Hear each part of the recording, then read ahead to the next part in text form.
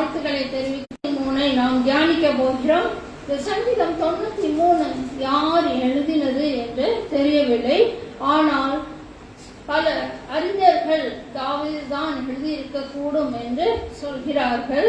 வாசிக்கலாம். 1வது வசனம். கர்த்தர் ராஜரீகம் பண்ணுகிறார், மகத்துவத்தை அணிந்து கொண்டிருக்கிறார்.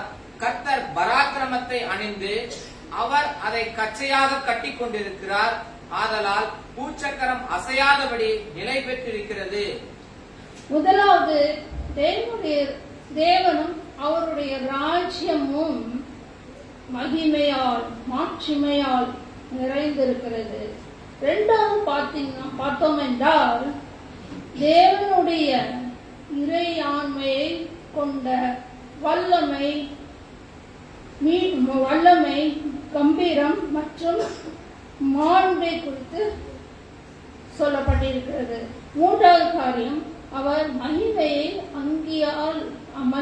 அங்கியை தரித்திருக்கிறார் என்று நம்ம பார்க்கிறோம்.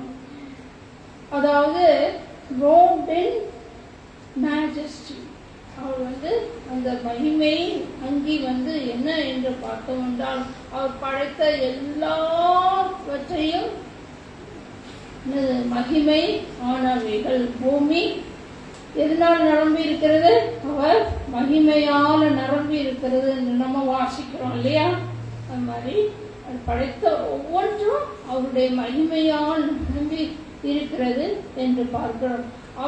நிரம்பி இருக்கிறதுனாலதான் அந்த பூச்சக்கரம் அசையாதபடிக்கு நிலை பெற்று இருக்கிறது என்று வாசிக்கிறோம். பூச்சக்கரம் என்றால் இந்த உலகத்தை குறிக்கிறது. ஆமென்.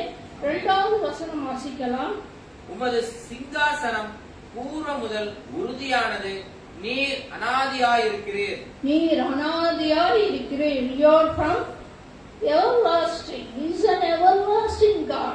இல்லையா? அவர் everlasting, நித்திய தேவனாய் இருக்கிறார். நித்திய தேவன் என்றென்றைக்கும் வாழும் கர்த்தராய் இருக்கிறார்.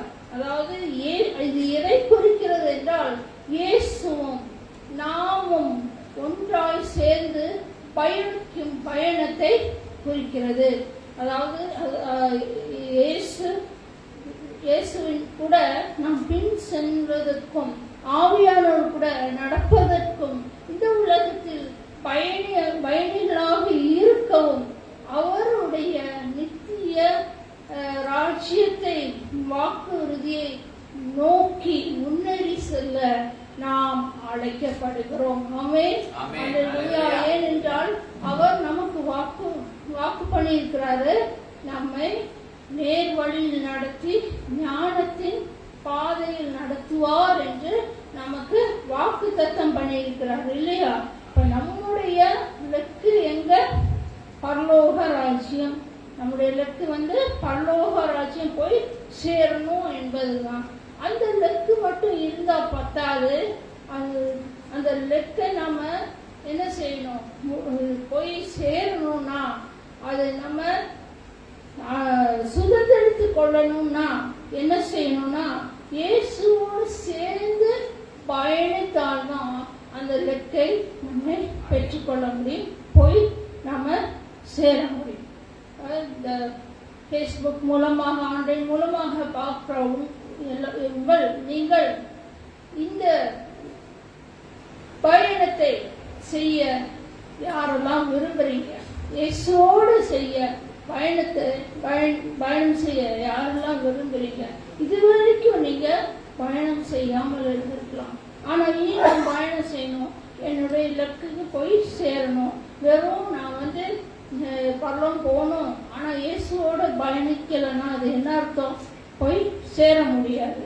இயேசு கூட இயேசப்பா கூட பயணிச்சாதான் நம்ம என்ன செய்யணும்? அந்த லெக்கு அவர் நிறைவேற்றி அந்த ஈட்டர்னல் லைஃபை தருவார் இல்லையா? அம்மே. ஏன்னா அவர்கிட்ட நம்ம லெக்கு அவரோட சேர்ந்து வாழும்போது அது அவர் கஷ்டமான வாழ்க்கையா இருக்கலாம், துயரமான வாழ்க்கையா இருக்கலாம், இன்பமான வாழ்க்கையா இருக்கலாம். எதுவா இருந்தாலும் அவர் நம்மை பார்த்து கொள்வார். அவர் நம்மை கைவிட மாட்டார். கைவிடாதபடிக்கு அந்த நித்திய ராஜ்யத்தை நம்மளை தகுதிப்படுத்தி கொண்டு ராஜ்யத்தை நம்ம போய் சேர வேண்டும் என்றால் நம்மளுடைய இயேசு கிறிஸ்து மட்டும்தான் கொடுக்க முடியும். வேற எந்த தெய்வர்களாலும் வேற எந்த மனிதர்களாலும் கொடுக்க முடியாது. அவரை நம்பி அவரோடு நம்ம பயணிக்கும் போதுதான் என்ன செய்ய முடியும்? அந்த லக்கை நாம் சுதந்திரித்துக் கொள்ள முடியும். ஆமென், அல்லேலூயா. 3வது 4வது வசனம் வாசிக்கலாம். கர்த்தாவே, நதிகள் எழும்பின, நதிகள் இரைச்சலிட்டு எழும்பின, நதிகள் அலைதிரண்டு எழும்பின. திரளான தண்ணீர்களின் இரைச்சலை பார்க்கிலும் சமுத்திரத்தின் வலிமையான அலைகளை பார்க்கிலும் கர்த்தர் உன்னதத்திலே வல்லமை உள்ளவர். இது எதை குறிக்கிறது என்றால், அவர் எல்லாவற்றிலும் வல்லமையும் கட்டுப்பாட்டில் இருக்கிறது. எல்லாமே கட்டுப்பாட்டில் இருக்கிறது. நதிகள் எல்லாமே, இந்த ஆட்சி எல்லாமே, உலகமே அவருக்குள் கட்டுப்பாட்டில் இருக்கிறது.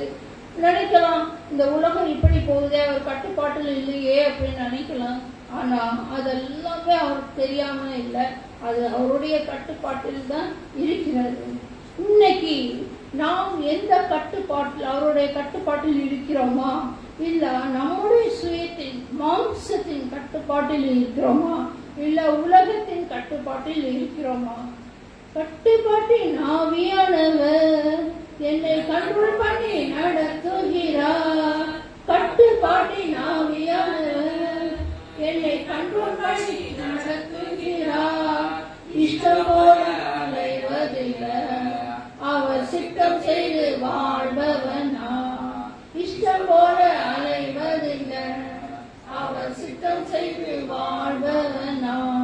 வல்லமையின் ஆவியானவர் என்னோடு வந்துவிட்ட காரணத்தினால் பொல்லாத சாத்தான ஒரு சொல்லால் எடுத்தேன். ஆமே, நம்ம இன்னைக்கு எந்த கட்டுப்பாட்டில் இருக்கிறோம்? ஆவியானவருடைய கட்டுப்பாட்டில் இருக்கிறோம். ஆமே, அப்படிதானே? இல்லையா? இல்ல வேற ஏதாவது கட்டுப்பாட்டில் இருக்கிறோமா? ஆவியானவருடைய கட்டுப்பாட்டில் இருக்கும் போதுதான் என்னது, அவருடைய சித்தத்தை செய்ய முடியும். இல்லையா? அப்படி வல்லமையான ஒரு தேவன். வாசிக்கலாம் 5வது வசனம். உமது சாட்சிகள் மிகவும் உண்மையுள்ளவைகள். கர்த்தாவே, பரிசுத்தமானது நித்திய நாளாக உமது ஆலயத்தின் அலங்காரமுமாய் இருக்கிறது. தேவன் பரிசுத்தமானவர். அவருடைய ஆலயம் பரிசுத்தமானவர். நாமும் அவருடைய ஆலயமாய் இருக்கிறோம். இல்லையா? தேவனுடைய ஆலயம் பரிசுத்த அலங்காரமா இருக்கிறது. அந்த பரிசுத்தம் தான் அவருடைய ஆலயத்தின் அழகு. நம்ம அவருடைய பரிசுத்த நாமும் அவரோட இருக்கிறோம், அப்படி வாசம் செய்கிறோம் என்றால் நாமும் எப்படி இருக்கணும்? பரிசுத்த வாழ்க்கையில் இருக்கணும். பரிசுத்த வாழ்க்கையில நாம் நடக்கணும். இல்லையா? அப்பதான் பரிசுத்த அலங்காரத்துடன் நம்ம நடக்க முடியும். இல்லையா?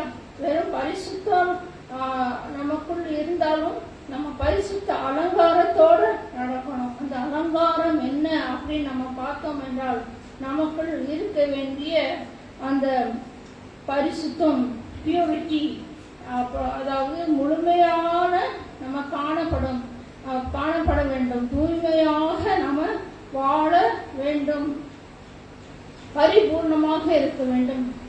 பரிசுத்த அலங்காரத்தோட இந்த ஆவின் கனிகளால் நிரம்பி வாழ வேண்டும். இப்படி நம்ம வாழ வேண்டும் என்றால் ஆவியில் நடந்து ஆவியானவரோடு சேர்ந்து நடக்கும்போது, வாழும்போது அந்த பரிசுத்த அலங்காரத்துடன் ஆவியானவர் நமக்கு நடக்க உதவி செய்கிறவராய் இருக்கிறார். உதவி செய்து நாம் எங்கே சேரணுமோ அங்க போய் சேரும்படி அவர் நமக்கு ஒவ்வொருவருக்கும் கிருபை செய்கிற தேவனாய் இருக்கிறார். ஆமென், அல்லேலூயா.